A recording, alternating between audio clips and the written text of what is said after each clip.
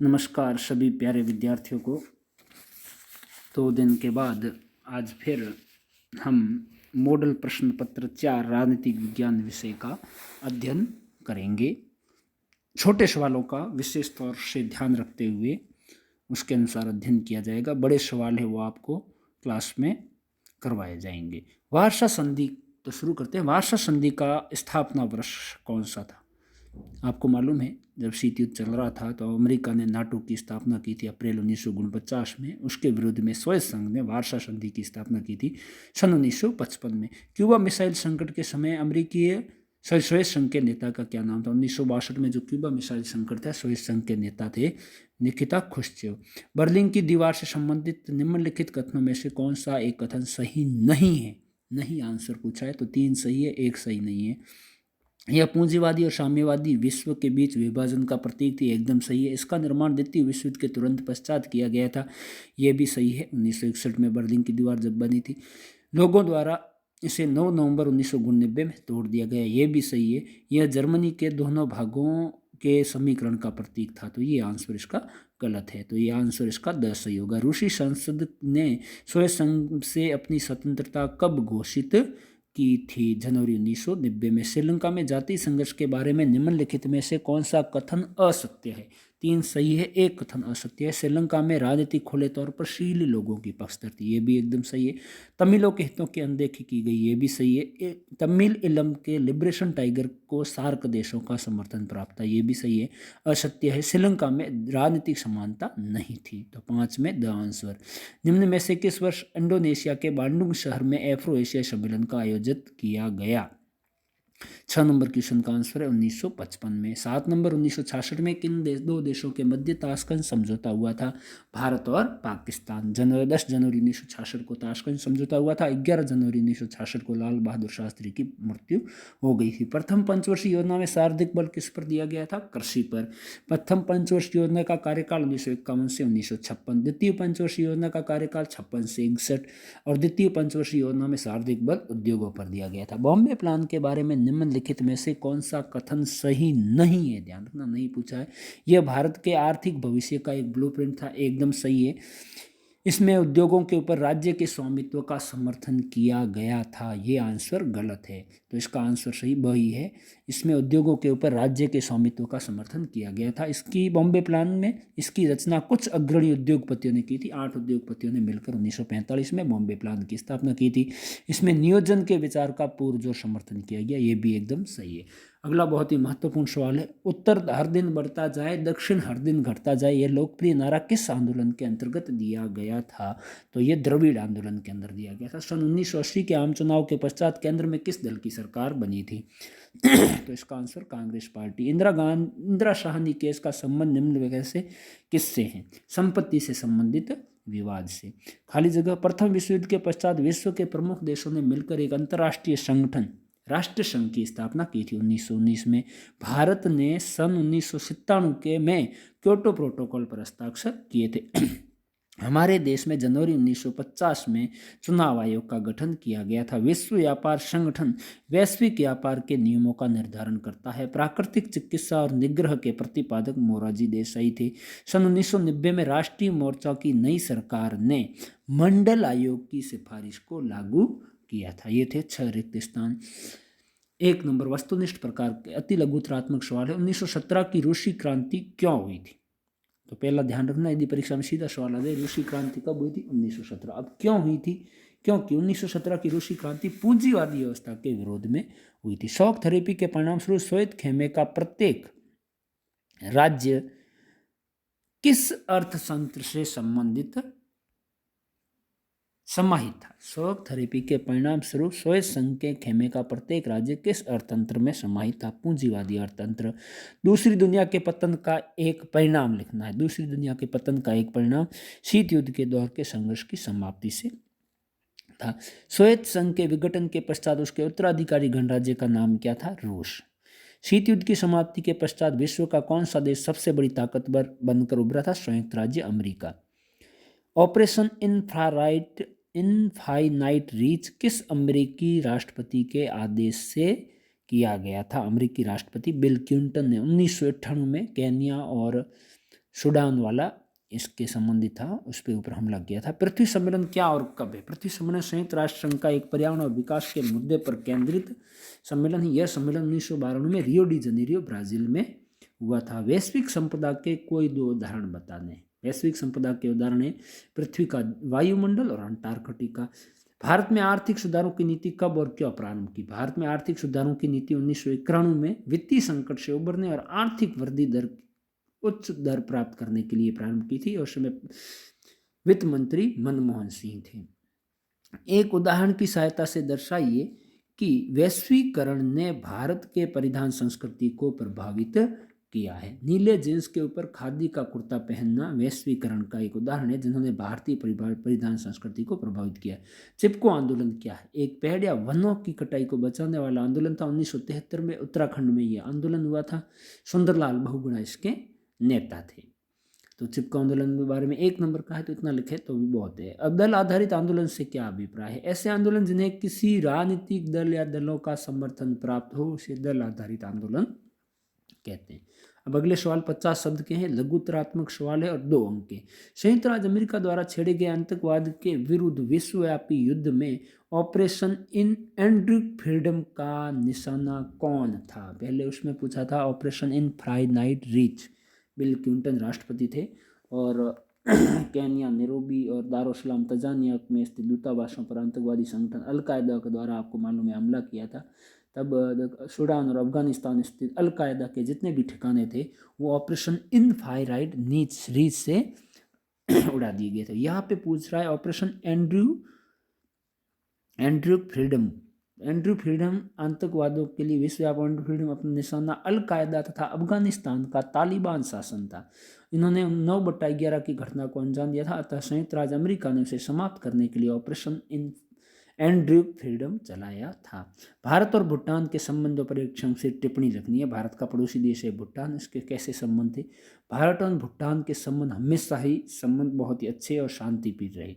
भूटान ने अपनी जमीन से भारत के खिलाफ पूर्वोत्तर भारत के में उग्रवादी गतिविधियों का संचालन कर रहे उग्रवादियों और गुरिल्लों को भगाया था। भारत भूटान में पनबिजली की बड़ी परियोजनाओं में हाथ बटा रहा है। भूटान को अपने विकास कार्य हेतु सर्वाधिक अनुदान भारत से मिलता है। अगला सम्मिलित कीजिए, बहुत ही बढ़िया सवाल है।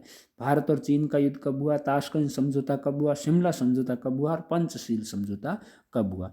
तो सबसे नीचे से शुरू करें। पंचशील समझौता आपको मालूम है 1954 में हुआ था, अप्रैल 1954 में। उसमें 5 सिद्धांत थे। शिमला समझौता 1972 में हुआ। ताशकंद समझौता अभी हम ऊपर पढ़ चुके हैं, 10 जनवरी 1966 को हुआ। तो पीछे बचता है भारत चीन युद्ध, ये हुआ 1962 में। आपकी दृष्टि से मैं मानवता की सुरक्षा के व्यापकतम अर्थ में आप कौन सी सुरक्षा को शामिल करेंगे? मैं मानवता की सुरक्षा के व्यापकतम अर्थ में आर्थिक सुरक्षा तथा मानवीय गरिमा की सुरक्षा को शामिल करूंगा। इसका मुख्य कारण है मानवता की रक्षा के व्यापकतम नजरिए में अभाव से मुक्ति तथा भय से मुक्ति पर भी जोर दिया गया है। रियो पृथ्वी सम्मेलन के किन्हीं 2 परिणाम बताने। कौन कौन से 2 परिणाम थे? तो उसको शुरू करना है। रियो पृथ्वी सम्मेलन के 2 प्रमुख परिणाम निम्नलिखित थे। इस सम्मेलन में जलवायु परिवर्तन और जैव विविधता एवं वानिकी के संबंध में कुछ नियमाचार निर्धारित किए गए थे। रियो डी जनेरियो में जो पृथ्वी सम्मेलन हुआ था 1992 में, उसके 2 बताने। इस सम्मेलन में एक बात पर सहमति बनी कि आर्थिक विकास का तरीका ऐसा होना चाहिए जिससे पर्यावरण को नुकसान नहीं पहुंचे और टिकाऊ विकास का तरीका कहा गया। वैश्वीकरण किस प्रकार एक बहुआयामी अवधारणा है? वैश्वीकरण किस प्रकार एक बहुआयामी अवधारणा 50 शब्द में देना है। तो निम्न तथ्यों के आधार पर कह सकते हैं कि वैश्वीकरण एक बहुआयामी अवधारणा है। अब कौन कौन से 2 है? इस अवधारणा का संबंध आर्थिक वैश्वीकरण, खुला बाजार और पूर्ण प्रतियोगिता तथा उदारीकरण से है। वैश्वीकरण की अवधारणा मानव गतिशीलता और पूंजी की गतिशीलता, प्रौद्योगिकी अंतरण तथा नियंत्रण मुक्त अर्थव्यवस्था से समर्थन करती है। वैश्वीकरण की अवधारणा सांस्कृतिक गतिविधियों का भी समर्थन करती है। संयुक्त राष्ट्र संघ की स्थापना के प्रमुख उद्देश्य कौन कौन से थे? अंतर्राष्ट्रीय झगड़ों को रोकना और शांति स्थापित करना संयुक्त राष्ट्र संघ की स्थापना का प्रमुख उद्देश्य था। राष्ट्रों के मध्य सहयोग स्थापित करना, समस्त विश्व में सामाजिक आर्थिक विकास की समानताओं को बढ़ाने के लिए विभिन्न देशों के साथ लाना और किसी कारणवश विभिन्न देशों के मध्य युद्ध छड़ने पर शत्रुता के दायरे को सीमित करना था। भारत में किस चुनाव प्रणाली को अपनाया गया? भारत में सार्वभौमिक वयस्क मताधिकार की चुनाव प्रणाली को अपनाया गया। अब सार्वभौमिक वयस्क मताधिकार होता क्या है? इस प्रणाली के अंतर्गत 18 वर्ष की आयु पूर्ण कर चुके सभी नागरिक, किसी भी जाति का हो, किसी भी लिंग का हो, किसी भी धर्म का हो, किसी भी क्षेत्र का हो, किसी भी भाषा का हो, के आधार पर, बिना किसी आधार पर भेदभाव किए बिना उसके प्रतिनिधि लोकसभा और राज्य विधानसभाओं में चुनते हैं, जो केंद्र तथा राज्य सरकारों का गठन करती है, उसे सार्वभौमिक वयस्क मताधिकार कहते हैं। कांग्रेस प्रणाली की पुनर्स्थापना से क्या तात्पर्य है? इंदिरा गांधी ने जो कुछ किया था वह पुरानी कांग्रेस को पुनर्जीवित करने का कार्य नहीं था। कई मामलों में यह पार्टी इंदिरा गांधी द्वारा नई विचारधारा पर बनी। इस पार्टी के चुनाव जीते, लेकिन इस जीत के लिए पार्टी कुछ सामाजिक वर्गों, गरीबी, महिलाएं, दलित, आदिवासी और अल्पसंख्यकों पर अधिक निर्भर थी। जो कांग्रेस उभर कर सामने आई वह बिल्कुल नई कांग्रेस थी और इंदिरा गांधी ने कांग्रेस प्रणाली को पुनर्स्थापित अवश्य किया, लेकिन कांग्रेस प्रणाली की प्रवृत्ति को बदल दिया। 1967 के चौथे आम चुनाव में कांग्रेस दल की मुख्य चुनौतियां क्या थी? ये महत्वपूर्ण सवाल है, ये परीक्षा की दृष्टि से। 1967 के जो चौथे आम चुनाव हुए, कांग्रेस दल की मुख्य चुनौतियां क्या थी? मुख्य चुनौतियां, 2 प्रधानमंत्री लगातार, पंडित जवाहरलाल नेहरू और लाल बहादुर शास्त्री का देहांत हो गया और इंदिरा गांधी राजनीति की दृष्टिकोण से बहुत ज़्यादा कम अनुभवी थी, तो ये सबसे बड़ी चुनौती थी। और इस समय देश आर्थिक संकट में भी था। मानसून की असफलता से खेती में गिरावट आई और विदेशी मुद्रा भंडार में भी काफ़ी कमी आई थी। साम्यवादी और समाजवादी पार्टी व्यापक समानता के लिए संघर्ष छेड़ दिया था। तो ये मुख्य चुनौतियां थी। चिपको आंदोलन की मुख्य मांग क्या थी? 1973 में, अभी हमने पढ़ा था चिपको आंदोलन, 1973 उत्तराखंड में हुआ था। तो 2-3 गांवों में चिपको आंदोलन शुरू हुआ था। इस आंदोलन के क्षेत्र में क्या हुआ था कि एक व्यापारी कंपनी थी जो जंगल में लकड़ी काटने आई थी और सरकार ने उसको तो परमिशन दे दी, लेकिन गाँव वालों को जो खेती के औजार बनाने के लिए परमिशन मांग रहे थे उनको परमिशन नहीं दिया और बाहरी कंपनी को ठेका दे दिया था। इससे जो स्थानीय लोग थे वो नाराज हो गए थे और इन्होंने मिलकर एक आंदोलन किया था। इनका नेतृत्व सुंदरलाल बहुगुणा ने किया था। पूर्वोत्तर भारत का पुनर्गठन कैसे और कब तक पूरा हुआ? पूर्वोत्तर भारत 1972 में राज्यों का पुनर्गठन का एक बड़ा प्रयास किया गया। इस वर्ष असम से पृथक करके मेघालय राज्य बनाया गया। 1972 में मणिपुर और त्रिपुरा राज्य भी बना दिए गए। 1987 में अरुणाचल प्रदेश और मिजोरम नए राज्य बनाए गए।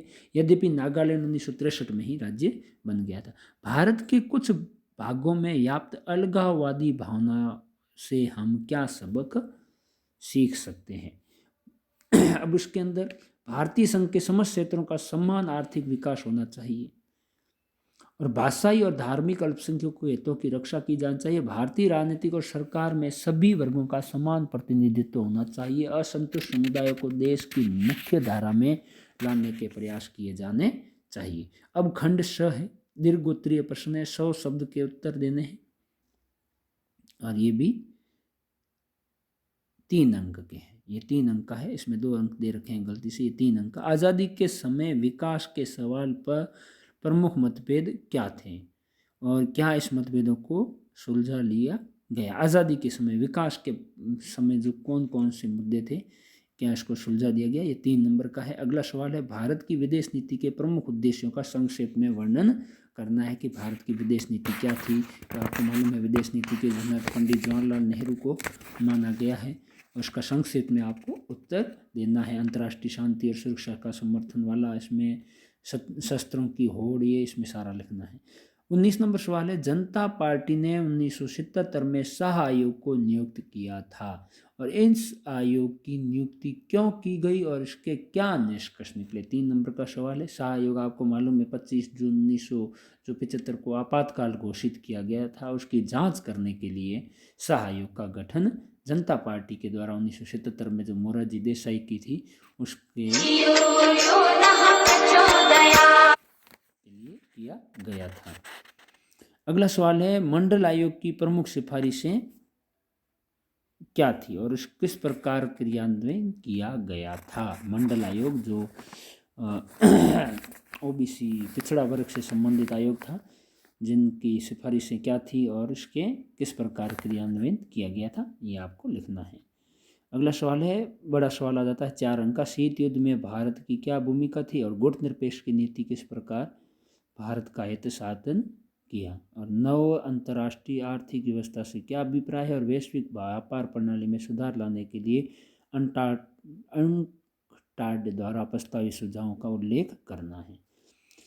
और अगला सवाल है, इस किस तरह यूरोपीय देशों ने युद्ध के बाद भी अपनी परेशानियां सुलझाई और संक्षिप्त में इन कदमों की चर्चा करें जिसमें होते हुए यूरोपीय संघ की स्थापना हुई, और इसके अथवा में है आसियाना का महत्व और यूरोपीय आर्थिक सहयोग संगठन के ऊपर टिप्पणी।